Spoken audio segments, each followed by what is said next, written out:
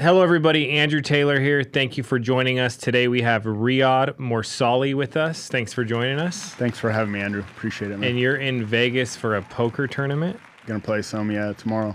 And you've been playing poker for 10 years? I played for a living for 10 years. It's a bit before I started the insurance industry, but yeah. How did you ever have any bad years? Not bad years. I've had bad weeks, but never a bad month with it. Yeah. Crazy. Yeah. How many hours you put in at a table? I was grinding 12 hours minimum when I was playing professionally. Did you drink when you played or no? No. Do people drink when they play? Absolutely. Those are the people you want to sit with. Yeah, the fish. That's crazy. So, And you started selling insurance how long ago? it's been 4 years and 3 months. 4 years and 3 months. Tell us about it. How'd you get into it? Yeah, so I had a friend that started with you guys. They were only 2 months in, and they started making quite a bit of money. And I was at another sales job, and they were already making more than I was, and I was there. What was the other sales job? It was travel. I was selling vacation packages, cruise resorts, hotels, and they had no sales experience. And they were showing me how much they were making. I actually asked to see their deposit. So I saw all these deposits from like Mutual of Omaha, all the major companies. And I was like, well, if you can do that, I can definitely do that. How do I get started? That was pretty much it. So. And tell us what happened. Yeah. So I had been wanting to find something else. I dabbled in like e-commerce a bit. I'm more of like a work for myself. I did poker for 10 years, which was for myself. Yeah, that's like entrepreneur. Exactly. Right. So I was working a sales job that paid like a 10% commission, but I was still a 9 to 5, and I wanted to get out of that. So I was unhappy with it. So I started looking into like Amazon, FBA, e-commerce, stuff like that. And then I landed on this, and I just decided, hey, if what you guys are saying as a business model is true, this could be it, what I've been looking for, the vehicle I was looking for. So I decided to try it part-time for I think like a week, and I was like, no, this isn't going to work part-time. I'm an all or nothing guy to begin with, so I never took PTO at my last job. So I put in 2 weeks of PTO, and I literally worked 12 to 13 hours a day dialing, and I said, hey, if I'm able to replace my income, I will quit. So I did that in 2 weeks here, and then I was like, is this too good to be true? Like, is this real? So I took another week PTO because I would have to use it anyways. And I crushed it again. And I went back to my management. I was like, hey, I'm quitting. And I was one of the top producers there. And they were like, yeah, right. You're not leaving. I was like, no, I'm putting in my 2 weeks. I'm done. I found something better. And that was timeshare. And that was, it was selling vacation packages to timeshare owners. Got it. Yep. And that was 4 years ago. 4 years. In March of 2021, I sat at a conference and actually watched you speak. So. Oh, crazy. Right when I got licensed, yeah. What's your biggest year? 447,000. What's your second biggest year?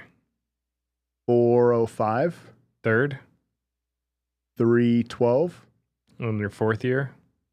200. Crazy. Yeah. Now, for people watching, because like people do say that to me, they're like, it sounds too good to be true. I don't want to do it. Mm-hmm. And I'm like, oh, it's not too good to be true because you got to work. Yeah. You have to buy leads. You could lose your money if you don't work and you buy leads. If you think it's just going to be like a 9 to 5, it probably won't work. 100%. So like, what do you think the difference is between people that don't make it and people that do?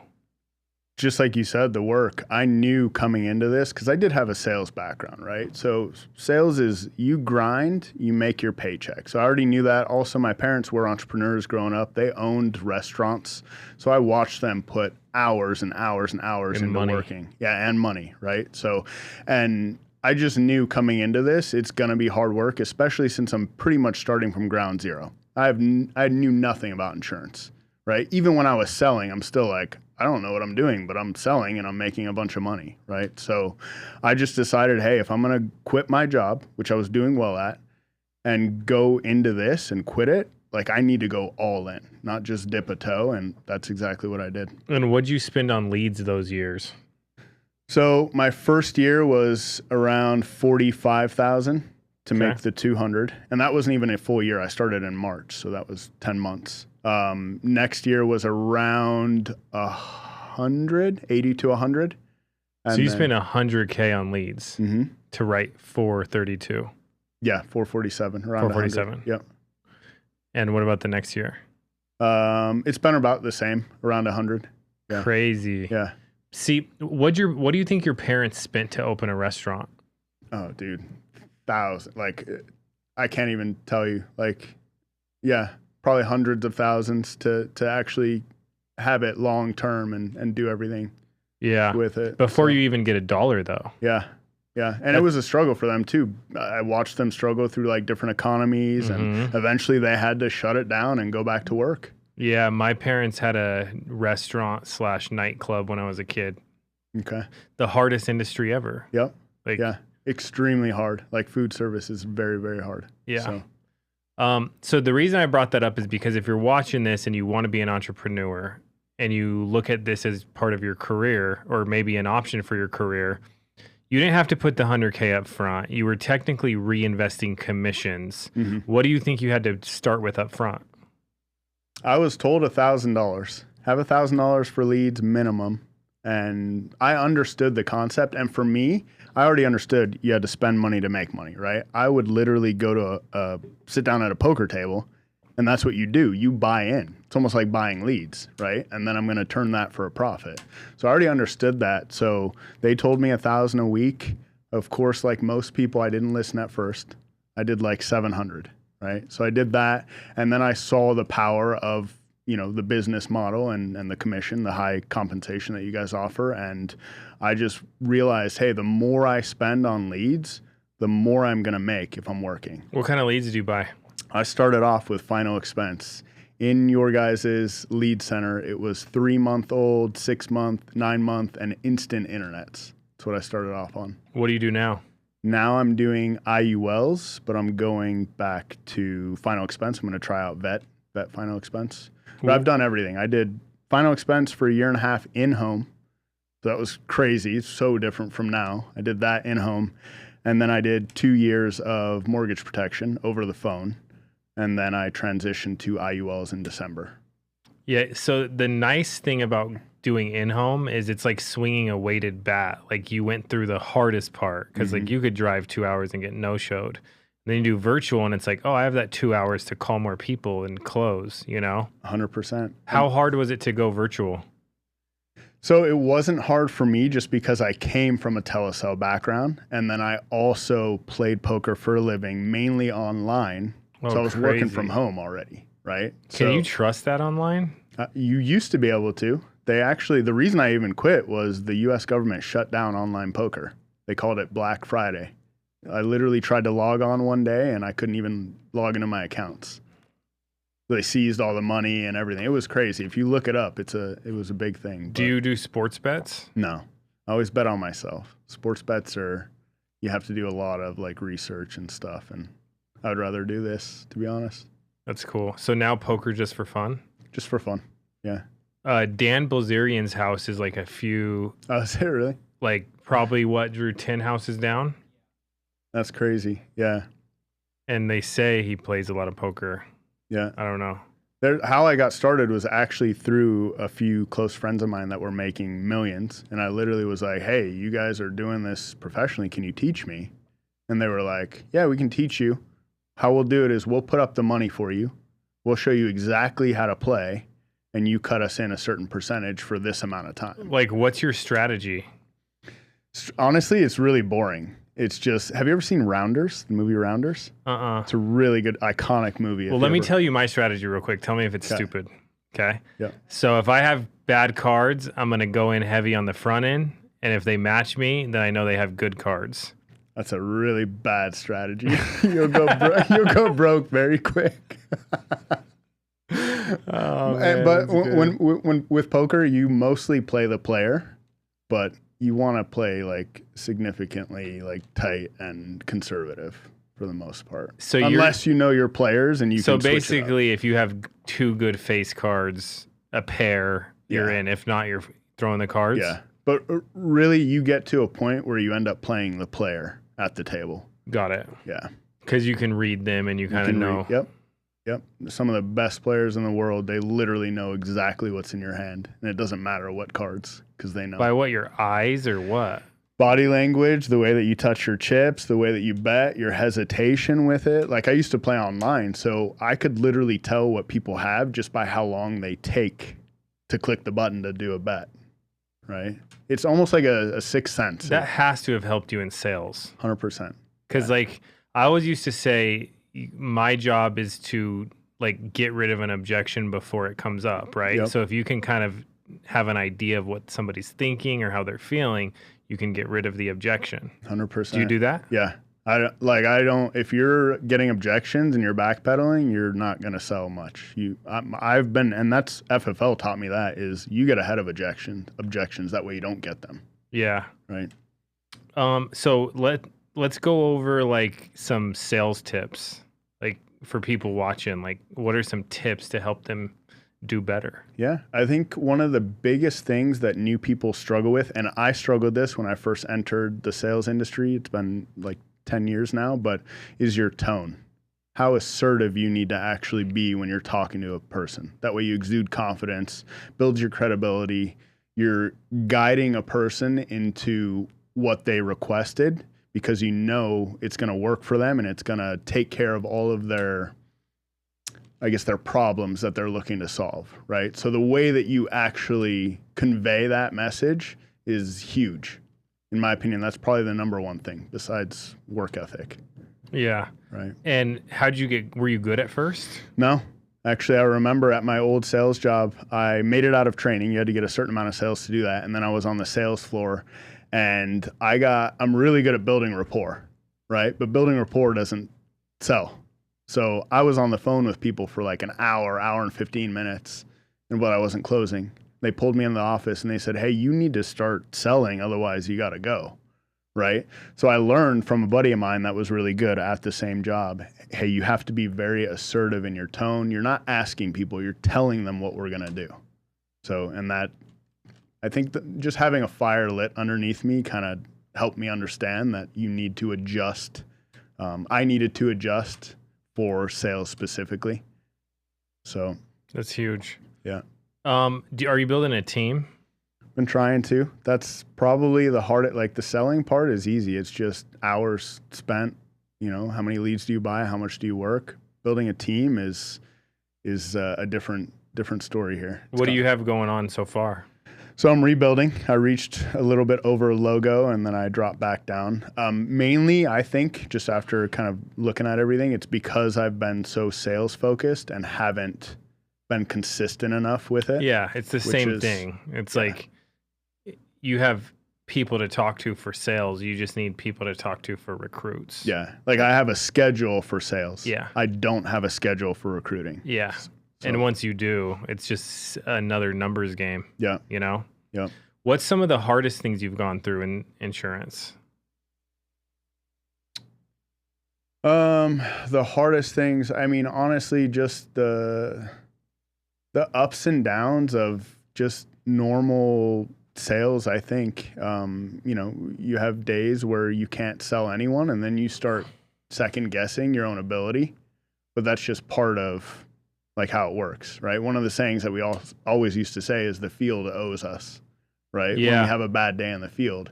And it's so true. And it's almost like poker. You can have a bad day, you can have a bad week, but if you do the same consistent activity, you cannot have a bad month or year. Unless you're bad at poker. Unless you're bad, right? But I mean, it literally translates the same. And I try to we're all human, right? You get emotional with certain things, but I try to just understand that it's going to happen. There's going to be times where I don't sell, or the person needs it really bad, but they don't buy for whatever reason. And it just wasn't meant to be. And I just need to go the next day and do the same amount of work that I did that day. And I'll end up on the other side, the side of helping people out. So yeah, every 3 weeks I would have a bad week. Yeah. And I'm just like, dude, I think I actually created that myself. Yeah. But every 3 weeks, I'm like, all right, I got to really this week's a dogfight because things aren't going my way. Yeah. So I'd have to work a little bit harder. And then I'd also have a week where it's like, dude, everything's going so good. This is is this even real? Yeah. Yeah. And if you do that too much, like you need to find that even balance, right? You can never be high, never too low. That's another thing I learned from you guys. And it makes total sense because when I was doing poker for a living, I would have my highs and my lows. I was never even. What kind of activity, like what's your call? How many calls do you make? How many leads do you get? How many appointments do you book? How many do you close? Yep. So when I started, it's very different than now. When I started, I wanted to shorten my learning curve and learn really fast. So that's 12 to 13 hour days. I was doing 800 to 1,000 dials every single day. I was setting, you guys said, here, this is how you hit Hall of Fame. Mondays, you're going to dial until you have 15 appointments for Tuesday and Wednesday. Then Thursday, you're going to dial until you have 15 appointments for Friday, Saturday. And I just literally stuck to that model. Do you still work Saturdays? I do. Dude, a lot of people don't. It's like the best day. Yeah. And they don't work evenings either. Yeah. You have to work the evenings. Yeah. If I have like something going on, I just schedule around it. Yeah. That's the beautiful part about what we do. You own your own business. You make your own schedule. Just put in the same amount of work. But if you always have something going on. Yeah. Well, then you don't want it bad enough. Yeah. Yeah. Like, what's your goals? Honestly, my goal is just to build a massive team, be able to help people out. Starting goal is $1 million a month. Honestly, like the selling, like I said, is I've learned the skill set. It's an easy part of it. It's just apply what I've learned and move. Now I want to be able to teach people how to do that. Because this business has changed my life entirely. And when I have a new agent who I know their financial situation sells and they get that commission and I know it's like changing their life, that I get more satisfaction from my own personal sales. So my goal is to build something big just like you have and be able to, help out a lot of people. Yeah. How could somebody contact you if they wanted to work with you? Yeah, so I have Instagram, just my first last name, Riad, Riyad, last name Morsali, Mourssali, and then my phone number. They can call or text. It's 480-901-4567. And you think are you good at training people? I think I'm good at training people. I think it's just the biggest thing that I've learned from doing this for the last 4 years is you can't baby. You cannot, you can't baby people, but you also can't treat people the same. Everyone is different. You need to learn how to, like, the way that I am is if I started underneath you, I need you to tell me, hey, you're doing this wrong, you're doing this wrong, you need to do this, this, and this. You suck at this. That is how I learn, right? But if you do that to someone that doesn't take that well, they're just going to shut it down and, you lost an agent there. So the biggest thing is learning how to talk to different people where they're at, meeting them where they're at. Yeah. Right. So my training is like, let's get you a bunch of leads. Here's a phone script. Here's how you quote. And then call me if you have a customer that you need help with. Yeah. That's legitimately how I started. It was buy leads. Here's a phone script. Call me when you're in the home, when you need help. Dude, some of these teams have training programs for days and it's good, but I'm just like, there's no better training than just starting now. Than actually doing And like, if you could get paid your first day, yeah, that's going to motivate you so much. Yep. And I tell people all the time too, what you just said. Like, I remember my first day out in the field, I had 7 appointments, didn't make a sale. Second day, I think I had like 9, sold on my 9th one. I was in the lady's house for 3 hours because I messed up the easiest app, the Americo app. And she's like, are you new at this? And I'm like, no, we're just having some system issues. I just played it off. But you fail forward, right? That's the best way to learn is by actually doing and then just learning as you go. A lot of people want to sit back and watch all these training videos and you're not even going to, take in everything that you learned. It's better to go out and do it and then add little nuggets as you're doing it. So you're selling IULs. Can you talk about IULs, like for someone who's not that familiar with them? Yeah. So Index Universal Life, it's a life insurance policy that also offers cash value and living benefits. It's going to be great for people that are not only, wanting to have life insurance, but also want to build for retirement, tax-free income. You can use it to start your own business, pull out loans to buy a car that we don't have to borrow from a bank, things like that. And can it be structured wrong? Absolutely. Can you talk about that? Yeah. You really have to talk to your client, get to know what they're looking for, you know, what they can contribute into it and their long-term goals. Most people are going to use this in retirement. And if you don't talk to them about, you know, when they're going to stop this or what they're trying to accomplish out of it, it can be completely wrong. And some of them are automatically set up to be more of like a life insurance policy than cash value. Yeah. So that's huge. Can you run through like a phone script if you're calling a lead? Yeah. So if I'm calling, you know, Bob will say, I just say, hey, Bob, you filled out that form on Facebook, looking at more information on the Index Universal Life. I'm the advocate that was assigned to your file. You show here that your date of birth is 12/10/58, and you put your primary goal on this is tax-free retirement. Is that correct? Yes. Perfect. So my job is very simple. I work with all the insurance carriers that offer the IULs. I just am basically the eyes and ears for that. This is a product that you can't buy. It is life insurance, so you do have to get approved for it. So my job is just to go through their questionnaire. I go through health. I go through background, so driving and criminal record, and then I ask some financial questions. And then once we have that information plugged into the system, they're going to spit out some options. We'll talk about some of your goals and what you're looking to contribute into this. And then I can go over an illustration and show you how it will help you out. And then if everything makes sense, the only thing we can actually do is submit an application to see if you can get approved today. Does that make sense? Yeah. Yeah. Perfect. So then I go through the inventory sheet, very thorough. Where I do my inventory is where I kind of build on the why and everything. So for me, I sell on all three benefits of an IUL, not just the cash value, because it still is life insurance, right? Yeah. So I want to find out like, hey, do you have any life insurance? If not, this is needed even more, right? Like, what do you have for final expenses? Do you have a mortgage that is going to fall on your family that they may not be able to pay for, right? If you get sick tomorrow and you can't go to work, how do you pay for all that stuff, right? And then I go through, you know, kind of grabbing their beneficiaries, build that why. And then when I first started, I would do a second appointment. Now, because telesales, you have such high no-shows, I try to keep them on the phone the entire time. So I'll pull up the illustration that I made real quick while I'm on the phone talking to them, and I'll use crank wheel. You heard of that? Yeah. So, and I'll share my screen, and they don't have control of anything. I actually still get to maintain control of the call, and I'm basically going through the bullet points, and I just say, okay, so you said you wanted to contribute $300 a month. This is going to get you $200,000 in life insurance. So the life insurance portion is going to, you know, be a wealth transfer when you're no longer here to your family to be able to take care of final expenses, pay for the mortgage, leave money behind, just to make sure you have your income replaced. That way your family can adjust to it. Does that all make sense? Cool. Next thing is the living benefits. So if you have some sort of critical illness, like life-threatening cancer, stroke, heart attack, organ failure, kidney failure, the insurance company is going to let you access that money tax-free to be able to make your, you know, medical bill payments, pay your mortgage, do things, replace your income, whatever you need to do. Same for chronic illness. The loss of 2 of your 6 activities of daily living. You're obviously not going to go to work if something like that happens to you.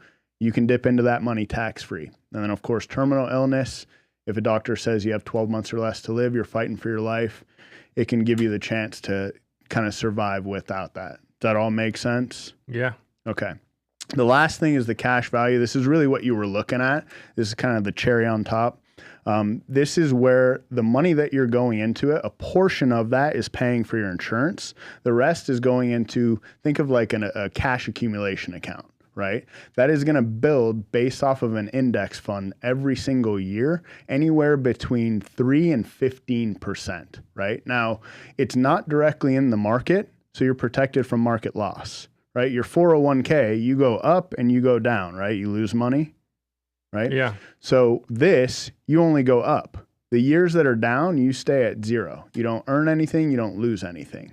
So a lot of people, they contribute into this until their retirement years. That way they have a bunch of money built up, tax-free, that they can borrow against or even turn into lifetime income to be able to last them the rest of their lives.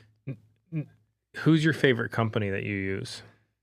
I'm big on simplified issue, man. I love Americo Mutual of Omaha. If I'm doing like true cash value right now, it's National Life Group, NLG. Sweet. So, but it depends on their needs, right? Yeah. Now, how could you design it wrong? So, I mean, it's if you are taught right, it's hard to, but if you're putting someone into like a 50-50 blend that wants cash value and they're telling you want cash value, well, they are paying for too much insurance, right? Here's another thing. So if someone wants cash value, they solve for max cash value. Max cash value. And then that puts the most amount of money possible into that cash account. Yep. They have the least amount of insurance that they're legally, have to pay for it to be an insurance policy, but then most of their money's going towards most of the policies designed that you write like that? Or it depends, if they want coverage, then you design it different. Yeah. So I purposely have leads that are IUL, but also talk about a lot of life insurance. So most of the people are wanting life insurance. I give them the option. I say, hey, there's 3 ways that we can put this together. You have your number 1 way, which is maximum cash value, minimum death benefit. Just means you have the least amount of insurance. Your money's most of your money's gonna go into your cash bucket. Then you have the reverse of that, which is not too common. It's minimum cash value, maximum death benefit. So you have a lot of insurance. And then the third one, which is most common, is a 50-50 blend. So you're saying, hey, I want insurance, but I also want cash value. I don't want like the least amount of insurance. I'd like a bit more, right? Yeah. So when I let them pick, it's completely up to them, right? I'm just going to guide them into what's best for what they're telling me. Yeah, that's huge. Now, what about final expense? Final expense is cut and dry. We talk about, if they're going to do burial or cremation, what it looks like for their family. If they don't have this in place, can they afford a $5,000 cremation? Can they afford 15 to 20 grand for a burial? Most of the time people can't, right? Middle America cannot pay for that. So, we build the why based off of that. They are the ones requesting it, so they already know it, right? And then we provide them with 3 options that are within their budget that will help them, take care of a burial or a cremation, and let them pick. It's very simple. What are the biggest objections you get?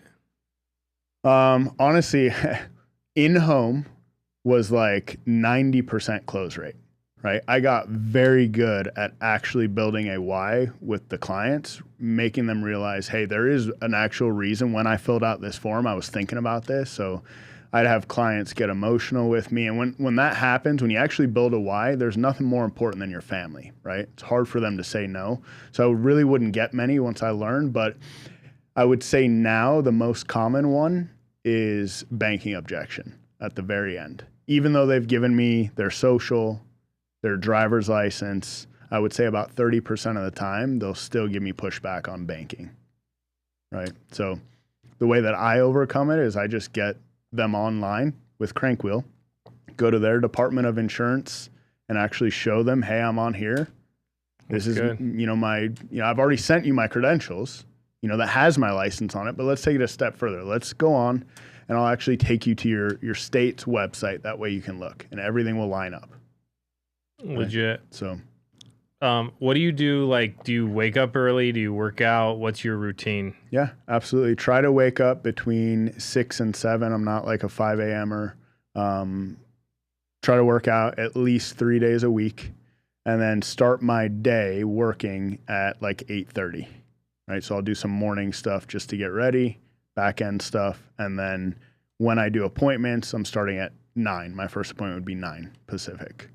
Nice. So, and I'll go until I leave my calendar open. So I'll go until 5, 6, 7, however long it takes. However long it takes. What's your drop dead goal every day? Well, weekly it's 10K. The goal is Hall of Fame, always Hall of Fame. I don't think it will not be Hall of Fame until I'm just too busy with agency stuff, but 33 grand a month is the goal. Nice. That ain't bad. So, what else could you, there's a lot of people thinking about getting in the industry. So what else could you tell them to help them kind of make their decision? Yeah. So this business will change your life, but it's going to be completely on your shoulders. Meaning this is not a get rich quick. This is a get rich for sure if you put in a lot of hard work, right? And invest in leads. And invest in leads. Because a lot of people don't get rich. They kind of just fizzle out. Yeah. And they fizzle out because they don't follow the system. Yeah. Part of the system is investing in leads. Every single week since I've been here, 4 years and 3 months, I've bought leads. Every single week. There isn't one week, even if I've taken time off, that I haven't bought leads. Every single week. So most important thing. But I would say, like, if you are a hard worker, maybe you're at a company doing something else that you feel like you're doing everything right, but you're not getting paid your worth. That's how I felt. If you come here and you follow the system and you work hard, you don't complain, you have a good attitude, and you're consistent, this business will change your life. I'm nothing special. I'm a high school dropout, right? All I do is work hard and follow your guys' system, and it's changed my life. Do you dial on Zoom? I do. Every single day I'm on Zoom. So people can join you. You could do live training. 100%. I do live training every single day with our team. Nice. So, yeah. Awesome, dude. Yeah. Well, thanks for sharing. I'm excited to see what you do. If you're watching, call him. He put his number in here. We'll also put it in the description below. And let's get going. And can you start part-time or full-time? Whatever you want. Just come with a good attitude and work. And, you know, I started part-time and look where I'm at now. Completely all in, full-time. Awesome. Well, thank you for coming in, bro. Thank you, Andrew. See you guys. Appreciate it, bro.